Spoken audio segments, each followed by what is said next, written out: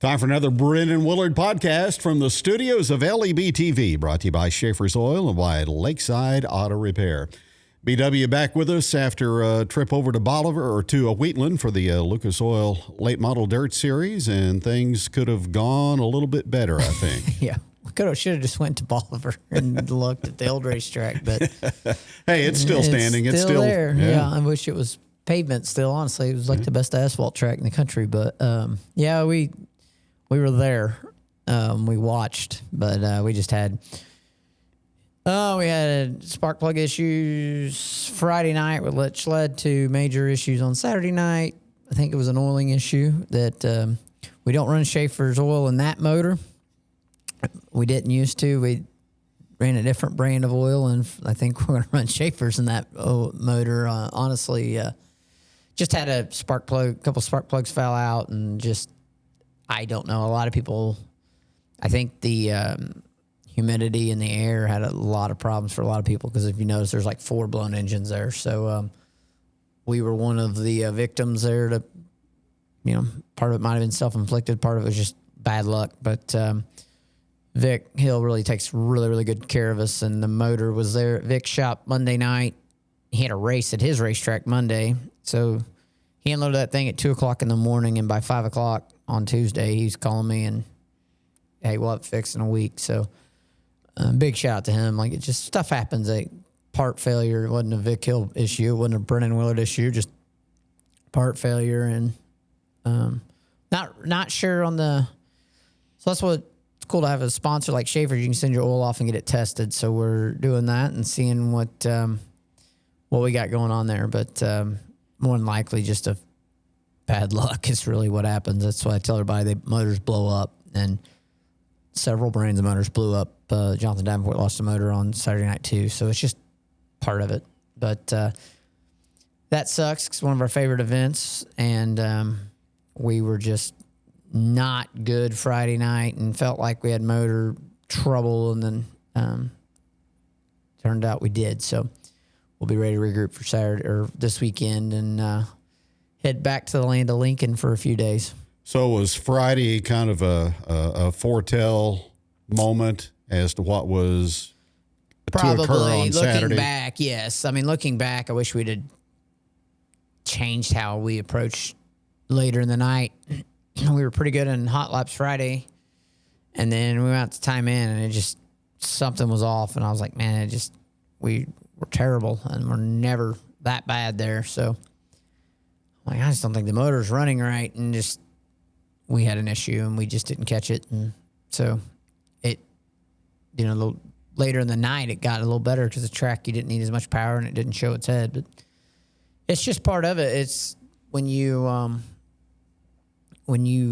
have the competition that you're going to race against, and everybody's, you got 900 horsepower motors, so they're going to have issues once in a while, and they should, because if they don't, they're not pushing the envelope just like we are. So, but just a part failure, and just is what it is. So it sucks, but all in all, we tried some things on Saturday that we got 2 laps on the racetrack with it, and I think that there's some speed to be gained there. So we'll head back to Illinois this weekend and change motors in the other car, and go to Illinois and see what happens. Anything the engine builder was able to pinpoint as far as what caused piston. the catastrophe? Yeah, we had a piston just get a hole in it. So, like I said, I think a lot of it had to do with everybody not using the weather station on Friday and checking it was so humid and so much moisture in the air that I think it just, we didn't lean our motors out. I don't think anybody leaned their motors out enough, and I think that, on top of spark plug issues and just stuff that happens, that I don't know. It's just frustrating, because you're there to race, and we could have pulled the backup car out. We blew up in hot laps Saturday night, but not points race for us. I honestly thought the races were going to rain out. I was watching my radar, and I'm like, it's headed here, and it got to Bolivar. It rained hard at Bolivar, and then just got between Bolivar and Wheatland and just died off. So, and that was good that they got their show in, but I was like, man, I just was like, I will regroup and be ready for the weekend. So hated it. We had a lot of friends and family there, but part of it. Ricky Thornton Jr. out of Chandler, Arizona. He won the Friday night event, and then Brandon Shepard, New Berlin, Illinois, takes Saturday's checkered flag. That was really both races were pretty dominant performances by the winners. So Ricky was really good all night, Friday night, being able to run the bottom and just really good middle bottom. And then Saturday night, Shepard hit on the when it's really on the cushion like that. I don't even know if Bobby Pierce can beat Brandon Shepard on the cushion. He's just that good.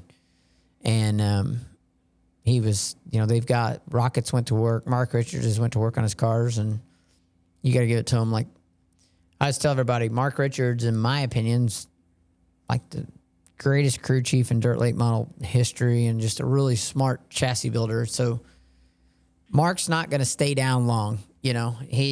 They figured out whatever their issues were on their race cars. They've got it figured out with this new design. And Shepard was dominant Saturday night, ran second last night in Iowa. So they've turned their program around really quick, and it's going to be a fun.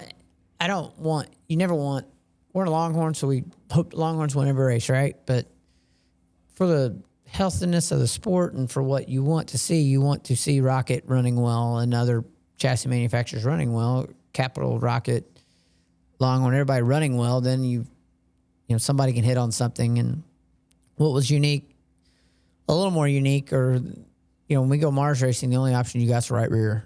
You can put a 3 or a 4 on, which I think for regional series is better because you're not carrying all these tires up and down the road. But Lucas Oil, you can run instead of running soft everywhere but the right rear, you can run a harder tire. And so it made the racing really interesting. And then you can run a 3 or a 4 on the right rear, just like Mars would be. So a lot of people gambled on tires, and I think that makes the racing better when you have different tire compounds to choose. It's just hard to have a regional series do that. I think the regional series should always have a right rear option tire. And, it's really hard to think, well, do you want to be able to change 4 different tire compounds? I don't know if that's your answer. You know what I mean? I think that you should be, right rear only. But Comp does it where you can run a 2 or a 3 on the left rear, right front, and you can't change your right rear, and it seems to work for them. So it's kind of always interesting to watch that. And tires, in my opinion, is what makes passing right now more than anything, because everything's so aero dependent. Like, you're not looking for mechanical grip anymore. You're looking for aero grip. As much aero grip as you can get, you sacrifice mechanical grip, and then you just try to get as much mechanical grip in the car as you can get without losing aero grip. So it's just a back and forth deal. So tires is what makes passing. Just like NASCAR. Like, if you go watch a NASCAR race, if you watch the NASCAR race on Sunday, the race was actually pretty good if you didn't watch the leader. Everybody else was a tire management game. People were falling off. If you have tire fall off, then your racing is better. Well, on dirt, obviously you have tire fall off, but when you have a different compound you can choose, if you're on a soft tire and you conserve your tires, you might be able to come up through the field and, especially early in the night, and really make something go. And, but the guys later on the, the hard right rear, which Bobby Pierce notorious for having a really hard right rear on and just gassing the crap out of it. And, by the end of the night, his tire's coming in because he's keeping heat in it, and he'll move forward late in the race. So it's fun to watch that, because like I said, if you have a harder tire, hard versus soft tires are going to give up later in the race, and hard tires are going to come to life. So you're going to have comers and goers and make good racing. And I think that's what, I think the product for dirt late model racing is obviously really good. The more people are watching on TV, it's growing. But I think you got to have something to make the racing better, because the heat races right now are, you don't have a tire option in the heat race no matter what. Everybody's going to be on the softest tires they can get on. You're aero dependent. Saturday night, the heat races I watched, unfortunately, I was a spectator Saturday night all night. But if you watch the heat races Saturday night with the humidity and the moisture coming in, the rain coming in, the track really never came. It was just wide open in the heat races, it made for a good feature. But it was interesting to watch because everybody was on the bottom, wide open. Well, that's terrible to watch as a fan, right? Like there's no passing. It's very frustrating as a driver because you can't go anywhere. Where 20 years ago, your heat races were awesome because everything was passing points and you'd draw and it'd be what you'd get where you'd get. Well, now if you did passing points in that situation, in those heat races, if you draw bad, you're in trouble. Like you're in big trouble and you're not going to pass. You're not going to see somebody very rarely come from 14th, 15th in the feature to win. So your whole night can just be ruined. So qualifying is the only fair way to do it now with the way the cars are. So technology's changed. The way that racetracks are prepped has changed. Years ago, like I said, the heat races were incredible. Now the heat races are so. So what would be great, and what a lot of racetracks have done, is maybe not juice up the racetrack so much early in the night. And the heat race, where your heat races are good, then you have to prep the racetrack for the feature. And I think that's why you need less classes and you got to get your show through. It's on TV. So it's like a double-edged sword for everybody, right? And, is that going to change in heat races? No. I mean, not in the situation you're in Saturday night where there's weather coming. They just had a really good racetrack for the feature, and it raced great in the feature. Shepard come from 6th to the lead.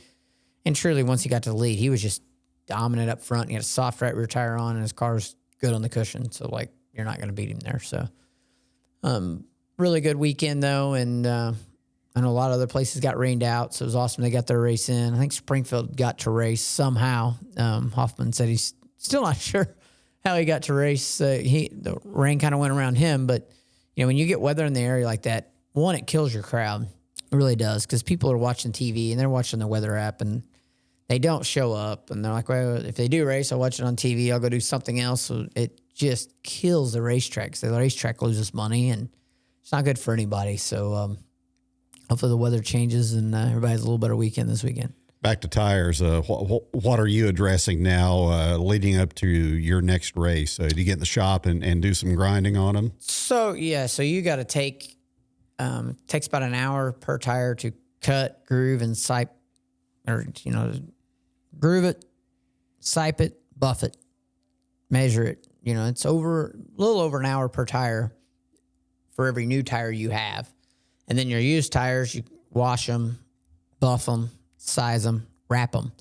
So every tire, once you buff them, you have to wrap the tire to keep the oil in the tire. So you're, for this weekend... we'll need 2 right fronts, 2 left fronts, probably 4 to 5 left rears, and 5 to 6 right rears ready to go. So our right rears, you can have a 3 or 4 option. I would think that you're going to see the 4. I've never been to Farmer City, but somebody's going to be on a 4, probably for sure Sunday night. Peevely... I've been to Peevely a lot to watch, but it's been a while. Just with the weather and everything slicking off, I just don't know what'll happen there on your tire. That'll be kind of an interesting night because the only option you got is whether you want to put a 3, which is a softer tire, on, or 4 for the feature. So it'll be interesting to see what tire choices everybody makes Saturday night, because I think Saturday night's kind of your wild card on your tire choice. Friday night, Illinois dirt, it's black dirt. They'll probably just bang the cushion and go on. So be very, the only variant in this is it's supposed to be very hot. So that can make you want to put a harder right rear on because the track will get drier quicker and gets harder. So, but, a lot of tire work's got to go into. So, you think there's 20 hours in tire work that's got to go into the weekend, at least at a minimum. And so it takes a lot of work on tires to get ready to go for the event for sure. Show brought to you today by Schaefer's Oil and by Lakeside Auto Repair. Lucas, what a facility. I mean, they've got motorcycles in there on Friday and then off-road on Saturday. They've got the boat races. I mean, if you like speed, that's really the place. It really is, and it's a beautiful place, and they really work hard on that racetrack, and Danny Orton's done a good job. It's had a lot of really good people through the years really get it to where it is today, and Casey Schumann's coming in there and really, I think it's good because Casey's a racer, so he can bring he's a former director. He's a sprint car guy, but he's former World of Outlaw late model director. So he's really got all avenues of racing to come from. And if you watched the sprint car race they had a few weeks ago, it was an awesome race. And I feel like, honestly, that's where that racetrack honestly shines, is sprint car racing. I don't think it was intentional.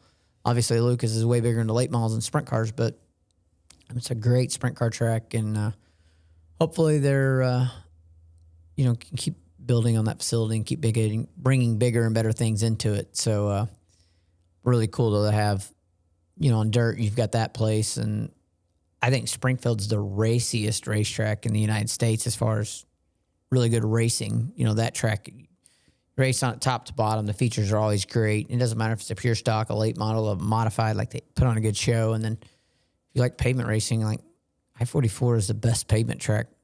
Obviously, I'm biased, but it really is. Like, you can race top to bottom on that thing on a pavement track, which is not really something you find very often in short tracks on asphalt anymore. Yeah. I-44 rained out this past Saturday. They've got the back-to-school backpack night on Saturday, August 2nd, and then got the Baby Grand Nationals coming in August, too, to I-44. So that's something to look forward to. Yeah, I think they announced, too, a 44-lap 2000 to win Crown Vic race on August 2nd on the back-to-school bash or whatever that is. So that will be cool to watch. So we'll be our races that weekend have been canceled, so we're off. So we'll probably be out there hanging out or see what happens there. So be really cool to watch that race for sure. Mentioned Springfield. They had the big modified show last weekend. Had 125 cars in for their total program. Midway off for the Leclerc County Fair. They're back in action this Friday. So late July, early August racing. Lake Ozark, they're back on August 2nd. So things are heating up as you go to Illinois. Back on the Mars schedule now. Excited to be back there. Go to Farmer City. Like I said, never seen that place. I've only raced Peevely once, and it was the COVID race in 2020, so that's been a minute. And then we've raced Quincy twice, so total. So not a lot of experience where we're going, but it's just part of it, and that's what we signed up for. But looking forward to getting back in the swing of things. We race a week, then we're off a weekend, then we go back to Sycamore and I can't remember where we go. Sycamore and another Macon. So I've been to Sycamore once in my life, never seen Macon. So back to places we've never seen before. But I think after Macon, I think there's only one more track. I think we go to Jacksonville, Illinois. Other than that, I think we're going to finally get to go to racetracks we've been to, which will be nice. Davenport, Iowa's coming up in September. I'm looking forward to that one. Just some really good racetracks we're going to be able to get back and forth to and kind of end the season. I feel like this is the second half of the season for us and, kick it off with a good 3-night swing here and get some momentum built back up and back in the swing of things. Feel like the motor's going to be reinstalled in time? We've got another, most cars have other motors in them, so we'll have our motors ready for the weekend, but then the other motors will be here. The motor we lost will be here for the August 8th and 9th swing, so that'll be good, and we'll be back ready to go once again. So it's good to be back racing again, and looking forward to the Mars circuit. And if you're around St. Louis Saturday, Peevely's an amazing facility and always a good racetrack. We're going to get to see Kenny Wallace will be there with his mods, so we'll get to see him. I bet we get to see him Sunday night too. I haven't paid too much attention to what he's got, but usually he goes to Quincy on Sundays, so we'll hang out with him a little bit, and I'm going to pick his brain about Peevely, and got a lot of friends up in that area, so it'll be fun to race at Peevely, and if you can't go in person, check us out on Flow. Speaking of NASCAR, they've got a Cup race coming September 7th at Gateway, so that's really something to circle the calendar for. Of course, we're all used to Kansas Speedway hosting 2 events every year, but St. Louis is getting back in the swing now too. They are, and the track's really done well with the new car. And Kansas is the best race of the year, truly is. But the new car's raced well at Gateway, and Gateway's become a sellout every year, and it's an awesome event. This race is in the playoffs. So it'll be really cool to watch. So I think we may try to go watch that one ourselves. So it'll be cool to go to that one. All right. Good luck. Let's knock on wood. Better luck for the Woolard Racing team. No issues this weekend. Here we go. So we'll be ready to go to back to Illinois we go, and I'll see you next week. All right. Have a good trip. That'll do it for our show today, brought to you by Schaefer's Oil and by Lakeside Auto Repair. Kevin Stubblefield and Brennan Willard from the studios of LEB TV. We'll talk to you again soon.